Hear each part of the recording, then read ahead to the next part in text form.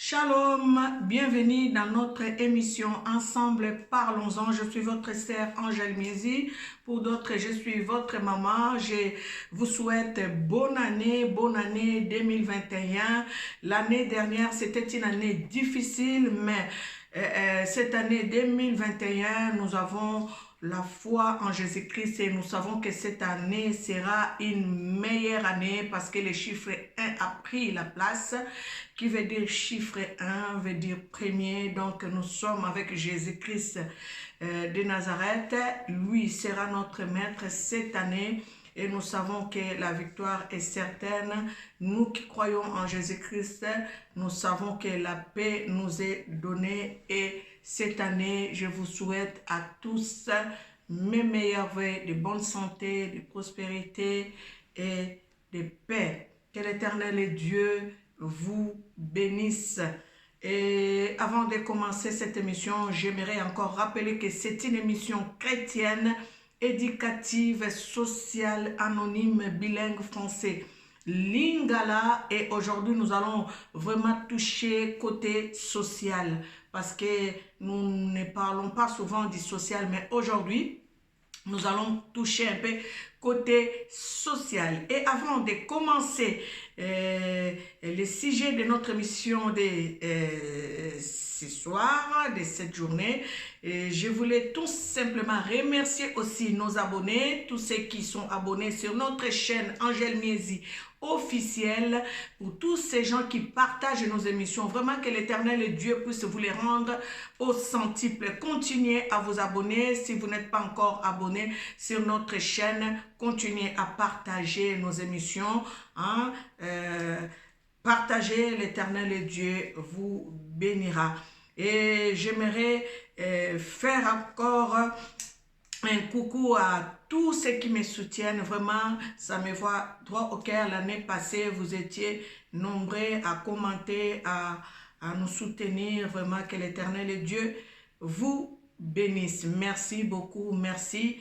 Merci. Et j'aimerais faire connaître quelque chose, une nouvelle chose, une nouvelle agence. Avant de rentrer dans les sujets, j'aimerais faire connaître à toute personne une agence qui s'appelle Agence Victoire Express. La Victoire Express, c'est une agence de transfert qui est géré par notre papa Antoine Nguesse, papa Antonio Nguesse. Donc pour toute personne qui veut faire un transfert d'argent au niveau de l'Angola, plus précisément à Luanda, veuillez contacter l'agence La Victoire Express au 06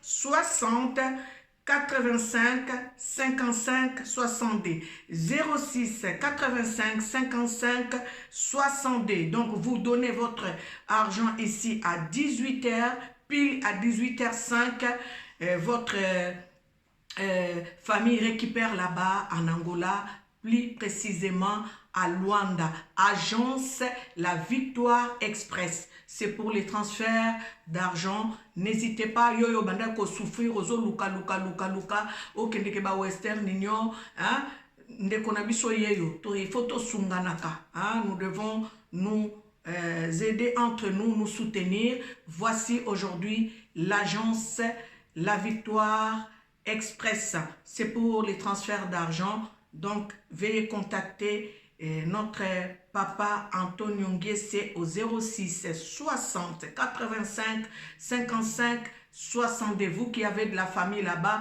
donc pas Cécilie, ce qu'on a besoin mbongo tinda mbongo, agence nabiso ya Siri yangoyo, agence nabiso ya Serie yangoyo, agence La Victoire Express. Que l'Éternel Dieu vous bénisse et au cani. Et donc aujourd'hui, nous voulons parler des dettes. Donc nous devons faire attention aux dettes. Si je dis ça, c'est parce que j'ai un témoignage à vous donner avant de commenter et avant de continuer, je vais lire une parole biblique parce que c'est une émission chrétienne, même si nous parlons du social, de l'éducatif, mais nous devons toujours nous référer à la parole de Dieu. Nous allons voir dans les livres des 2 Rois au chapitre 4, je prends juste le verset premier. Une femme d'entre les femmes, les fils des prophètes, cria à Élisée en disant, ton serviteur, mon mari est mort, et tu sais que ton serviteur craignait l'Éternel. Or, les créanciers est venu pour prendre mes 2 enfants et en faire ses esclaves. Bien-aimés, la Bible ici nous dit pas que les maris de cette femme ne craignaient pas Dieu. C'est bien souligné, cette femme, son mari craignait Dieu, mais il avait une dette. Cette femme avait un mari qui est mort, mais qui a laissé une dette. Et les créanciers sont venus pour réclamer ses enfants afin d'en faire les esclaves. Bien-aimé, ngai mama nanga tango akufi azaki na camarade na ye, hein, eza neti témoignage nazo pesa bino avant que na kende na vif ya sujet na biso. Po esengeli koloba quand même makambo pe ya yo, koloba akako ya batute ya yo pe eza témoignage ko koloba ko partager na baninga, ko pesa na mayele, ko lendisa baninga. Mama na biso avant kufa azalaki na camarade na ye. Camarade na ye abandaki koteka ba fufu, basaka fufu, ba bidon mafuta, abanda kosa ba commerce. Mama na biso azwaka saka fufu epa ya camarade na ye na bidon ya mafuta. Tango azwi yango, un temps après mama na biso aye kokufa, abelaki akufaki.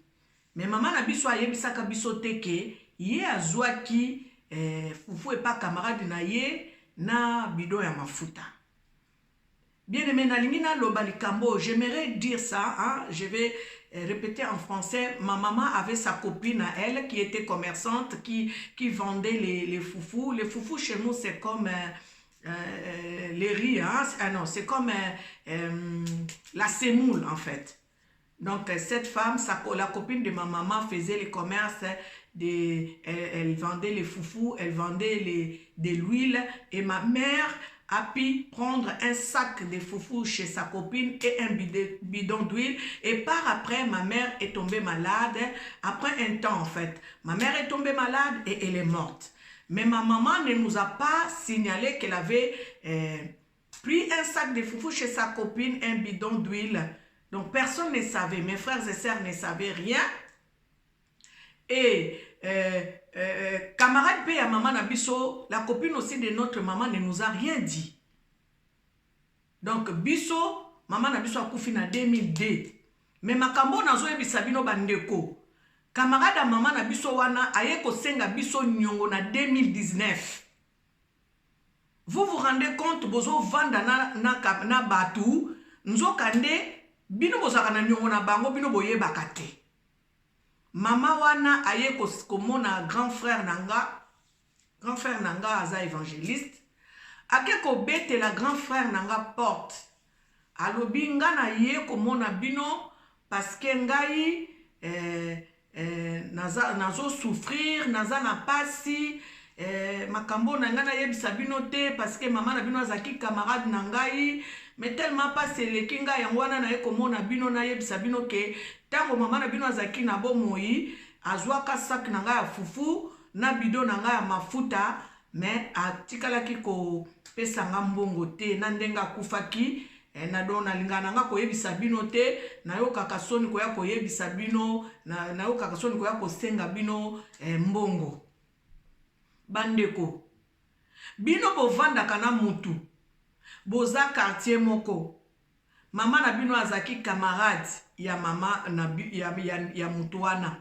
Mutuana mama na bino akufa, mama na bino adefa eloko epa na ye ayebisaka bino te, abomba po nini azoyoka soni koya kosenga bino. Bandeko eza très dangereux. Pourquoi na lobi bongo? Parce que bino tango mama wana na quartier, tozwa net exemple ya mama wana na quartier na biso. Amona kaya na biso mususu azaka bien, azolia bien, azolata bien, mais ye azo souffrir. Tandis que maman na bino akenda na nyongo na ye. Po eloko epusaki ya kosenga nyongo pa ya na biso wana parce que alobaki pas eleki aza eloko akolia te yango ye kosenga nyongo wana po ya nanga afuta. Bandeko tokeba na banyongo. Soko zwi nyongo futa ou bien yebisa ta mwana no bioko atande kono moko bo mama nanga yebaki te ka kokufa anandenga kufi atiki nyongo abatu. Donc photo futa ka banyongo pe banyongo eza mabe. Botala kaka mama na soka yaki koloba te.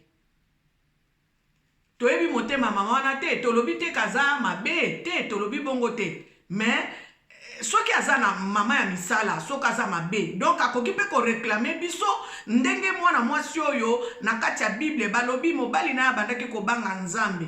Mais quelque part balobi ba créancier ba yaki me ba expliquer biso te ndenge nini mobali oyo azwaki nyongo ya ba créancier oyo balobi na biso kaka mobali wa bandaki ko banga nzambe na ndenge akufaki après ba créancier ba ye balobi bazwa bana na ye ba komisa bana ne be esclave. Toke bana ba nyongo bandeko surtout biso bana na nzambe kozalaka na nyongo mutu te okoko defelo kwa mutu ozwi eloko mutu olobi na kofuta mususu obosani ou bien olingi kofuta te mutu wana pe mususu atika yo ofuta ka nyongo nete atika ne yo. Mais oyebi mususu tango yo ozofuta nyongo nete eloko nini ekoki kokomela yo na ndenge ke yo za na nyongo abatu. Ba nyongo ezalaka ba porte d'entrée. Soko zwi nyongo wa mutu ndima ofuta yango. Eza même pe Bible lobi na biso ko sala vete. Soko sali ve o koki konore te eza mabe eza lisumu. Donc ndenge moko pe okoki kokende kozwa nyongo soki ozoko honora ngo te ozoko futa yango te okoko kota prison ya mutu wana. Donc okoti prison ata motema mabe aza ndoki te mais tango ye azolela nyongo na ye mbongo na ye yo futaka te. Mikolo nyonso alelelaka yo ye penza banda zwa eloko na nga wana futaka te. En tout cas penza lobaka mbongo yango nga na lokotaki yango eza deja maloba mabe eza deja bilakeli ya mabe. Bandeko to bandi année au 2021 soko zaka banyongo abatu futa soko yebaka ko futa banyongo te nazo lendisa yo nazo pesa yo tozo vivre na social. Aujourd'hui tozo loba peza makambo social. Soko linga ko futa banyongo abato te ozaka na bizalela ko futa banyongo abato te ndeko tika bizaleli wana banda ko futa banyongo abato. Botala biso mama wa yaki ko senga biso nyongo après 18 ans après 17 ans au 2002-2019. Après 17 ans, maman on a kosenga biso nyongo. Pendant 17 ans, makamuni neleka. Peut-être ezaka ndenge to sambela ka boye ba prière na biso, na ndenge to sambela ka alobi bano ndenge bazo sambela boye, en tout cas fona fongolela bango eloko po na boye nanga ba problème. Aye ko fongolela biso, abito za na nyongo na ye. Maman na biso azwaka nyongo na ye, et donc ye azana nzala zangi eloko akolia. Ayebi ke biso ngana bandeko nanga mwa ya kolia ezomona na bongo sikoyo ya ye sikoyo aza na biloko akolia te azokufa nzala tandis ke bino mama na bino akenda na nyongo nanga.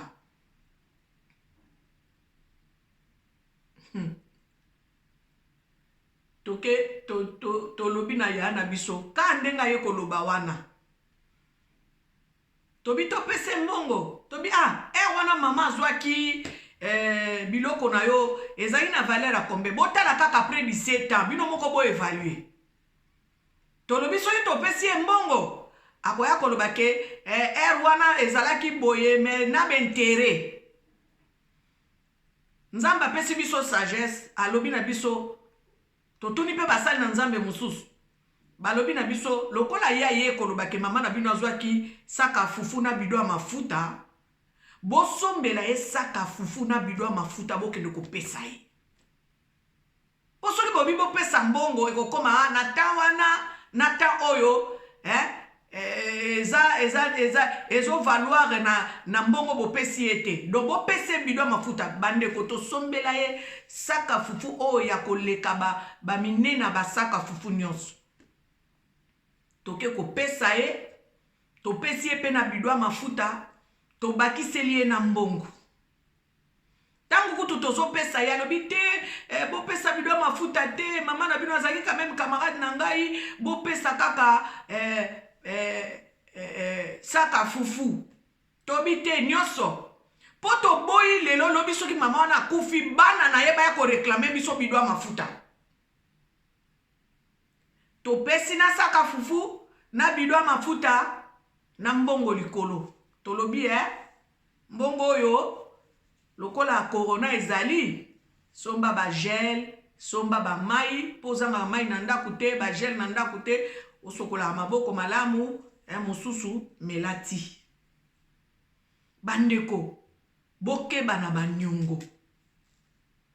Tokeba na banyongo bandeko, soko zaka na nyongo abatu futa, kozalaka na nyongo abatu te, oyebi te lobi bakoya kosenga bana na o banyongo. Biso baye kosenga biso nyongo ya près 17 ans. Babetela biso lisolo te, mama na biso pa betela biso lisolo te. Ya nanga lobi me mama falo yebisa biso bayo nanga tozalaka wa makamba boyo bomba ote na bandaki nanga kolinga koloba te kutu na yebisaki ya na bi ene na bino ene na biso wana pe akufaki po elandana ki kaka tango ene na biso wana akufaki nde mama wana yaki ene na biso wana akufaki abite na yebisaki ene na bino na banda kolinga nanga koyebisa te. Maman lobi yaya nanga lobi mais non ça la mabe quand même. Tozo vivre na yo maman azwaki biloko no c'est vrai que bozayi ba camarade mais fallait quand même o loba tango maman kufaki fallait se présenter o loba ke camarade nanga kufi mais tango tozaki azwaki nga saka mafuta na bidwa fufu na saki ya fufu na bidwa mafuta tonga to futa maman ozeli après 17 ans. Yango na bandeko nazo lendisa bino soki nazwi ta ya koloba likambo yo parce que nayokaki mateya ndeko moko ateyaki azoloba mwana mwasi moko abanda koluka kobota siko ntango azoluka kobota ezoya te mpo nini adefaka eloko ya mutu eloko yango afuta te tango adefi eloko ya mutu wana sengi mbongo mwana mwasi aboya kofuta nyongo na ye mutu wana tika ya kenda mutu wana loba na nzela délivrance tango ndeko azoluka délivrance nde mutu wana azoloba kati na ye koloba ete yo kendaka na nyongo nanga omatisanga nzeta mbila nga na matisa nzeta baoba bandeko botala na niveau nini banyongo ekoki kokotisa biso ba prison. Toyeba kofuta banyongo batu tozalaka na banyongo batu te bokeba na banyongo batu nyonso badefaka bango te okanga mbongo na ye soko zwimbo eloko mutu futa nyongo na ye ndima ofuta nyongo ke okokende kokota na ba prison. Nalingi na banda na bino ane oyo côté social kozwaka banyongo te soko moni okoki na yo te ndeko kozwa nyongo te. Kozwa nyongo te soko zangi nzamba zaka pourvoyeur na muke muka kopesa yo salela oya pesi yo kokende koluka oya munene te kotsa o banyongo nzamba yebi oye koki esengeli pona biso oya pesi yo salela oya pesi yo nyongo soki ozwi yebake okofuta yango.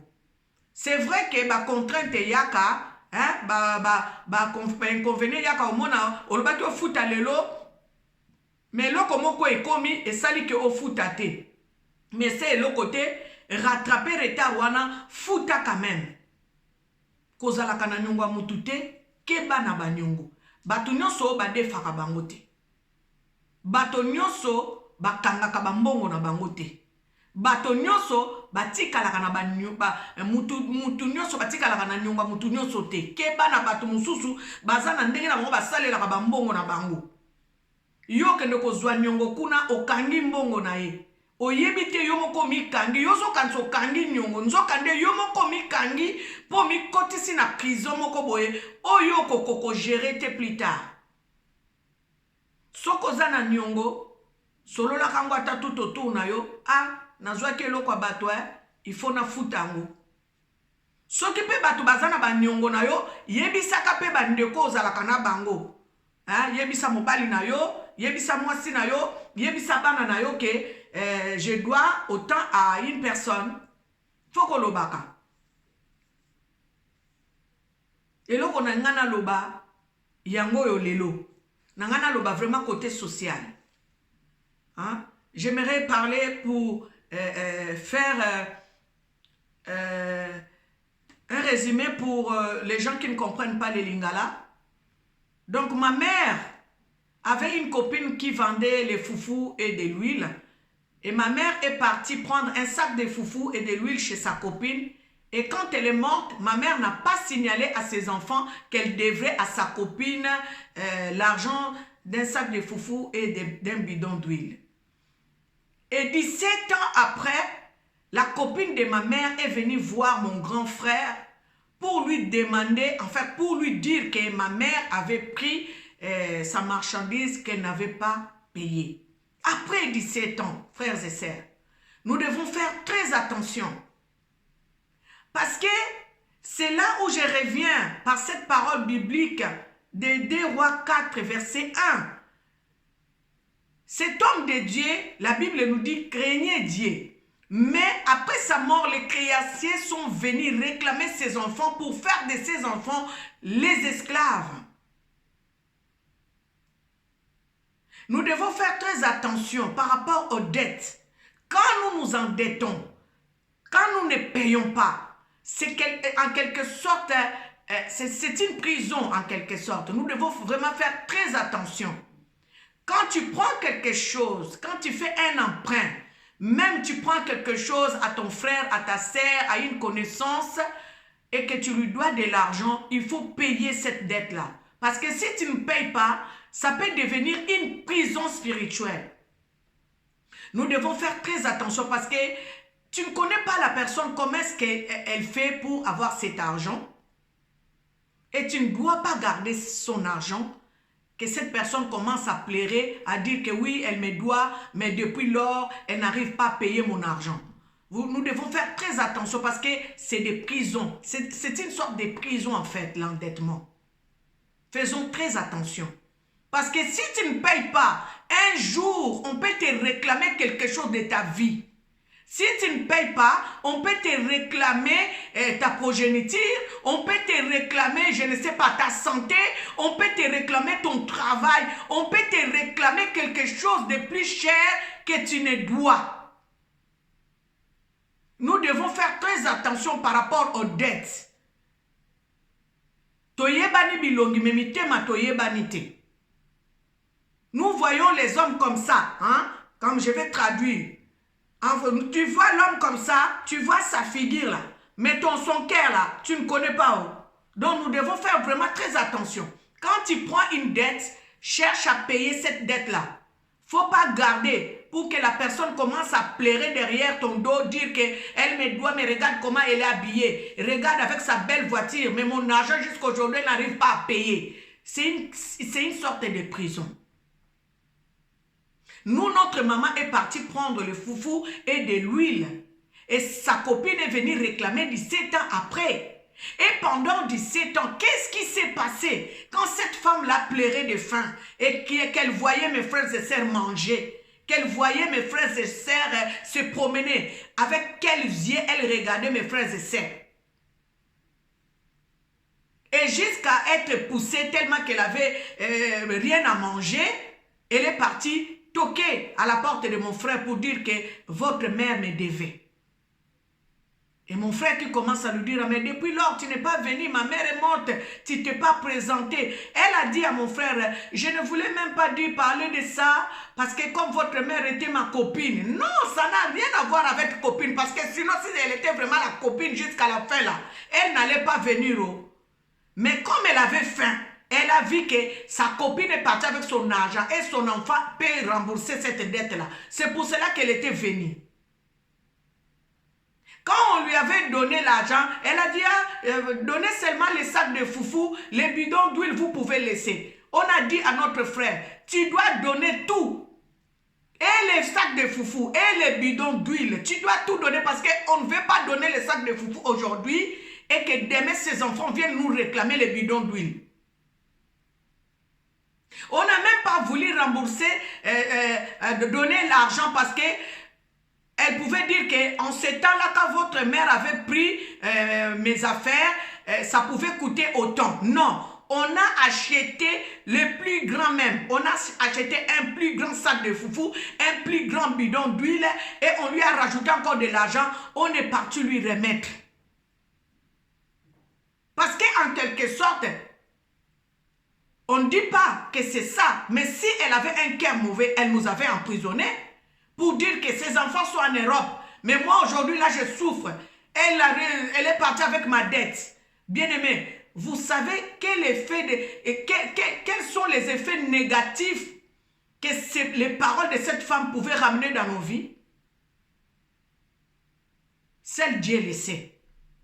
C'est pour cela, moi, quand elle est venue, j'ai dit à mon frère, c'est une délivrance pour notre famille. C'est une délivrance pour nous tous parce que cette maman a gardé pendant 17 ans que notre maman lui devait.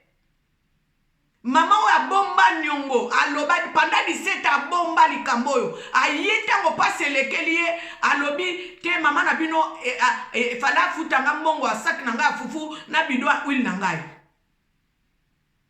Bandeko bokeba na banyongo. Bokeba na banyongo. Soko zwi nyongo abatu futa. Année 2021 oyo, to bandi yango na eko pesa conseil. Kokende kozala na nyongo mutu te. Soki po ozalaka na nyongo mutu futa kate. Yo moko nzambe a renouvelé mayele na yo. Sala examen de conscience. Kota na yo moko. Tala batu boni oza na nyongo na bango. Oyo kansaka akipakane sute na kofuta te. Akipakane sute na kofuta te. Oyebi makamalo baka na motema. Bakoya kosenga yo nyongo après 17 ans. Lokola ndenge biso mama oyo kamarada mama na biso kosenga biso. Bakoya kosenga yo nyongo. Soki basendi yo te baya kosenga bandeko na yo. Baya kosenga bana na yo. Bokeba. Mususu mama oyo akoka pe kobetela bana na ye. Soka kufa ki bana na ye pe bakoka koya balobi. Mama na bino azwaka biloko ya mama na biso. Banyongo eza mabe. Soki ozwi yango futa, mais soki ozwi ofuta te, ate leka 10 ans, ata eleka 15 ans bandeko, biso 17 ans après baye kosenga biso nyongo. Ate leka 20 ans, ndeko sala examen de conscience, zwa mbongo wa batu, futa, kende ko futa. Kende ko futa parce que soko yebi to mi kote sa prison oyebaka te. Oh, camarade nangana, adefisa kange loko, akibaka na ete bonga pe na salaka te, ndeko kende ko futa, lobi ba osenga, wakta 20 ba ou rappele, ou defa ke loko abatu. Po Bible lobi yango. Bible zo pesa biso mayele, na Bible ba lobi tata oya bandaki ko banga nzambe. Mais tango tata oya kufa, ba créancier ba bimela mama ba ekoloba ke mamobali na yo akenda na nyongo biso nyongo na biso biso to ekozwa bana na yo mibalo to komisa bango be esclave yo ofutaka ba nyongo te soko moni eloko ka fozwa soko moni kaka fozwa soko moni fo defa soko moni fo defa me ko fute komi problème okomo kima okomo kanga ba téléphone ndeko ba ko sengo nyongo après 15 ans. Mususu pe akosenga ote. Ozomona ka ozoluka mabote yakate. Olukaka musale yakate. Olukaka ba peso mukande yakate. Mosala troc te. Troc ezali échange opesi marchandise kotoyo, opesi marchandise muninga peso marchandise mususu. Yo ba pesa o marchandise abatu. Osala troc, ozwa mabota na opesa po futa kanongo abatu te. Ozwa musala na yo opesa.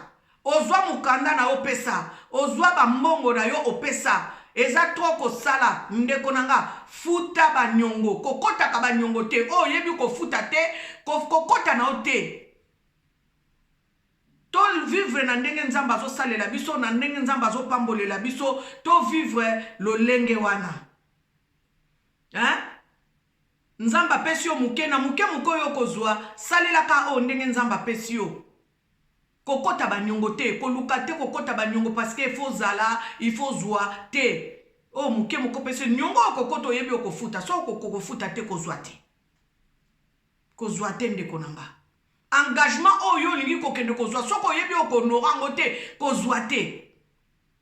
Ve o lingi kosala. Même Bible elobango. Na Ecclésiaste 5:5. Soko lingi osala ve o kokoka ko honore te. Kosala ve te o. Kosala na o ve te. Ezaka nyongo munene. Osali ve honorango te. Kosala te. Ecclésiaste 5:5 elobiam. Yango wana lelo kona ningi na yebi sabino lelo. Yango wana c'est aujourd'hui je viens vraiment vous dire hein, ce genre de choses là. Les sociales. Quand on a une dette de quelqu'un, nous devons payer. Parce que si tu ne payes pas, en quelque sorte, c'est une sorte de prison. Même Ecclésiaste 5:5 nous dit, hein, ne faisons pas de vœux. Mais c'est biblique même. Ne faisons pas de vœux que nous ne pouvons pas honorer. C'est un péché. Ces serviteurs de Dieu là, on nous dit qu'ils craignaient Dieu. Ce n'était pas quelqu'un qui allait s'endetter par-ci, par-là. Il craignait Dieu. Mais ces jours-là, après sa mort, on est venu réclamer ses enfants. Quand nous ne payons pas, qu'est-ce qu'on nous réclame? Quand nous ne payons pas les dettes, en retour, qu'est-ce qu'on nous réclame? Nous devons faire très attention. Voilà, aujourd'hui, c'était notre sujet. Hein? Toke Banaba Nyongo. C'est ça l'émission Ensemble, parlons-en. Hein? Nous parlons du social, de l'éducatif, du spirituel. Nous parlons de tout. Voilà. Et si vous avez un sujet à partager, nous continuons. Hein? Notre téléphone, c'est le 033 610 71 0049. Nous allons développer ces sujets. N'hésitez pas à m'appeler, n'hésitez pas à commenter, surtout liker nos émissions. Hein? Il faut aimer nos émissions, commenter. Je lis les commentaires. Vous voyez, je lis les commentaires et je réponds quand même aussi aux commentaires. Je rappelle l'agence La Victoire Express. La Victoire Express, c'est une agence qui fait les transferts de fonds en Angola, plus précisément à Luanda. C'est une agence de notre frère Antonio Nguesse, c'est notre frère, notre papa. Voilà les numéros de téléphone 06 60 85 55 70. Je répète 06 60 85 55 62. C'est notre agence de transfert de monnaie à Luanda. N'hésitez pas à appeler et votre famille sera satisfaite. C'était votre sœur Angèle Miezi. Que l'Éternel et Dieu vous bénisse abondamment.